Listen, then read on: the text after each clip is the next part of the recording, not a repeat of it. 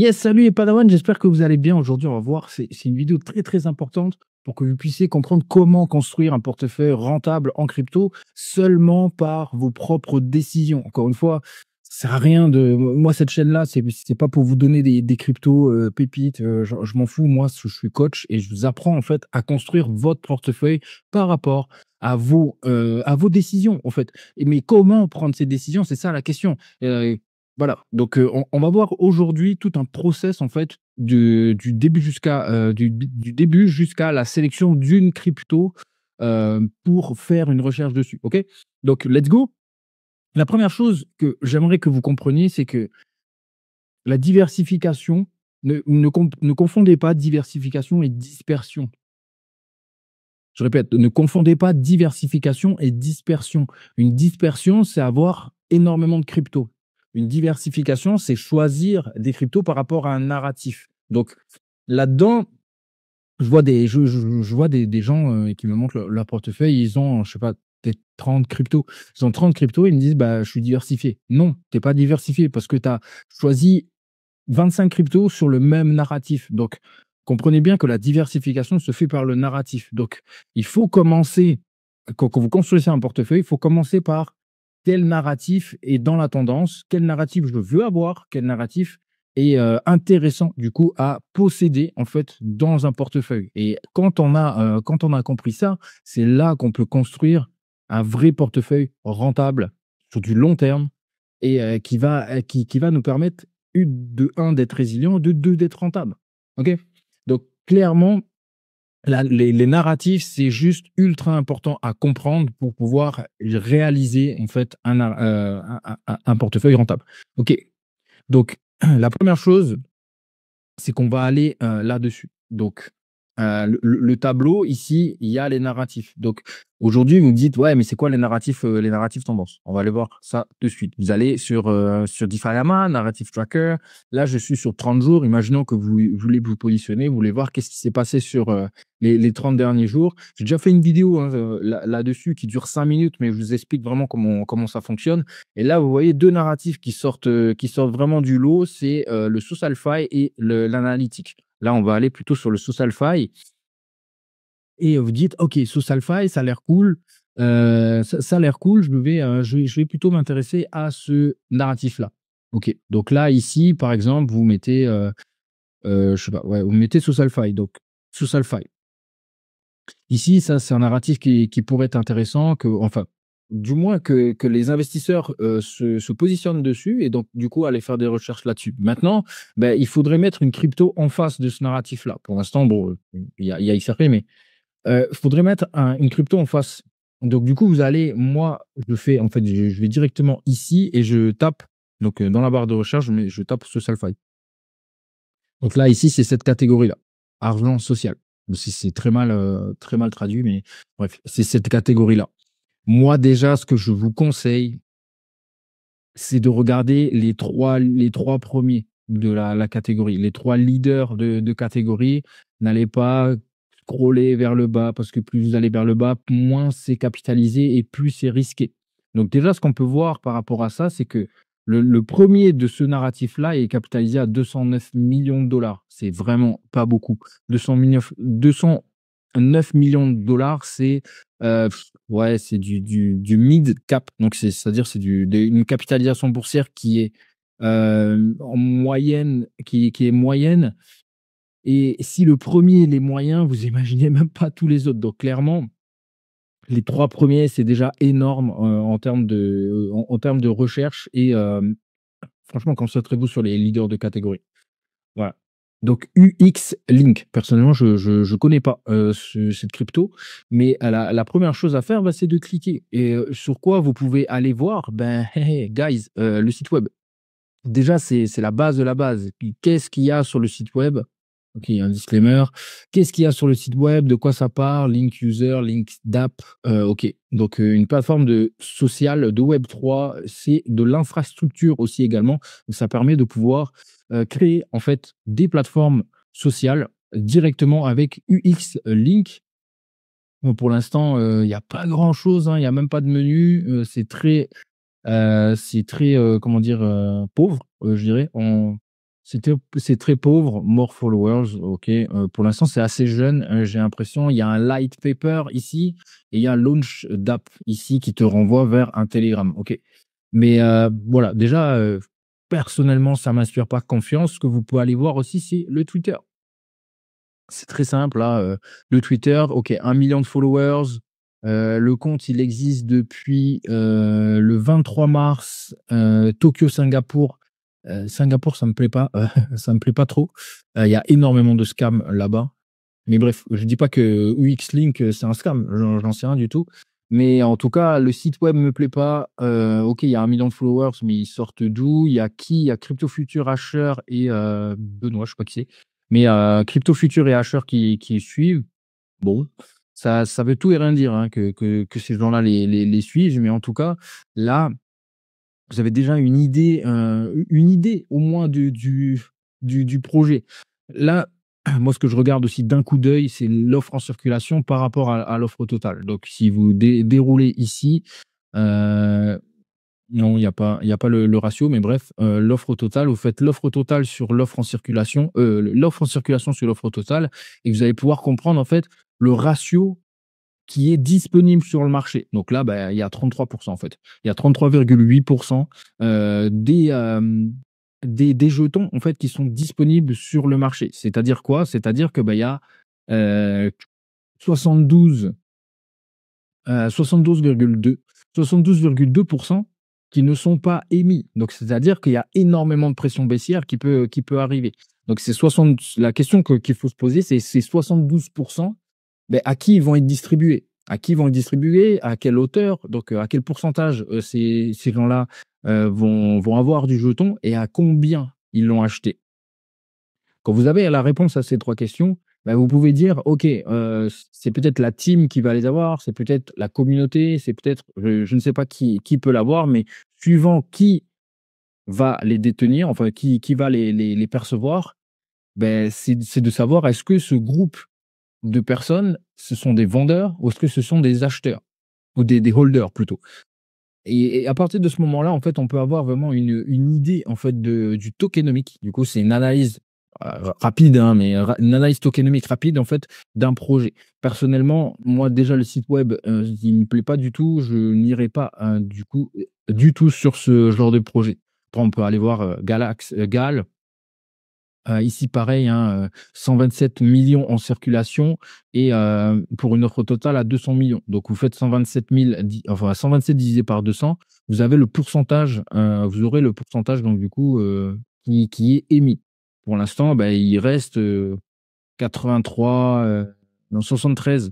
Il reste 73 millions qui ne sont pas émis et quand on regarde ici le prix vs la cape boursière, bah, c'est vraiment pas bon, hein. Vous voyez la différence là? Le prix il tend vers le bas et la cape boursière, bah, elle tend, il y a eu un énorme pic et c'est quoi la déjà, il faut comprendre la différence. Le prix, bah, c'est le prix par rapport à l'offre et la demande et la capitalisation boursière, vous pouvez cliquer, enfin, ça va même pas besoin de cliquer, c'est le cours actuel, donc le prix fois l'offre en circulation.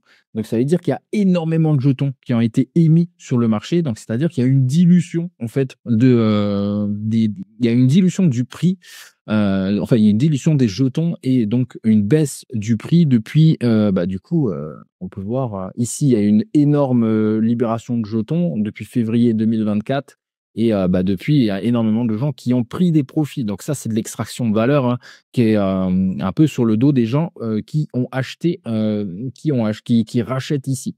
Donc clairement, Gal, pour l'instant, en tout cas, pour moi, c'est un tokenomique pourri. Mais bon, voilà. Après, il y a Hive, je sais pas trop comment on dit. Voilà, déjà, offre totale, elle n'y est pas. On met en max pour voir le prix qui dégringole, OK, et par rapport à la cape boursière, OK. OK, 200 millions. Ouais, mais j'ai pas l'offre totale, donc ça me pose problème ça, après vous pouvez aller voir le site. Mais clairement, il y a tout ça à faire. C'est vraiment ultra important que vous compreniez qu'il y a énormément, enfin énormément, il y a des indispensables à faire avant d'acheter quoi que ce soit. Déjà comprendre le narratif pour construire un portefeuille. Ensuite, comprendre la crypto, quel est le tokenomics, quel est le pourcentage de crypto qu'il y a, sur le marché, donc en circulation et ensuite qui va avoir ces jetons, à quel pourcentage et à combien ils l'ont acheté. Donc vous avez des sites web, je peux vous donner ça, par exemple, chainbroker.io, bah, il y a pas tout dessus parce que c'est assez jeune, mais on peut voir par exemple, c'était quoi? UX peut-être? UX Link? Ouais, ça y est, voilà, vous pouvez aller voir dessus. Vous pouvez il y a un broker score qui est en dessous des 5 clairement, voilà. ATL, private price, voilà, ça, c'est le private price. Ça veut dire que, bah, du coup, la vente en privé, il y a des gens qui ont eu du token à 0,1. Aujourd'hui, il est à hop, aujourd'hui, le token est à 0,6, donc ils sont à x6, OK? Donc le jour où ils vont, débloquer, en fait, des jetons, bah, qu'est-ce qu'ils vont faire? Ils vont reprendre leurs capitaux et même prendre des profits. Truc quand on continue à descendre, le code oh là là, le code security, 34, clairement, j'y vais même pas sur ce truc, je mets même pas un peso là-dessus. Mais donc voilà et ici, on a le vesting schedule avec la libération des jetons, ouais, non, c'est un escalier tous les hop, le 20 mars, ouais, tous les mois, il y a une libération et qui va avoir les jetons, les amis? Roulement de tambour, private round, bien sûr. Private round le 18 non, ça c'est passé, le 18 février. Voilà, là, le 18 mars, qui va avoir private round, donc c'est que des vendeurs. Ça, il faut savoir que c'est des gens qui ont investi sur le projet quand il n'existait pas. Ça a permis de financer le projet, mais bah, du coup, eux, ces personnes-là ont eu du jeton à 0,1. Donc à chaque fois qu'il y a un déblocage de jetons, qu'est-ce qu'ils font? Bah, ils vendent, ils reprennent leurs capitaux. Vous serez pareil à x6, hein, clairement. Donc voilà, il faut bien comprendre en fait le les projets comment ils sont timés et pour l'instant, moi, ce genre de truc, j'y touche même pas. J'y touche même pas. Donc tout ça pour vous dire qu'il y a des étapes indispensables à faire avant de choisir n'importe quelle crypto, avant d'écouter n'importe qui.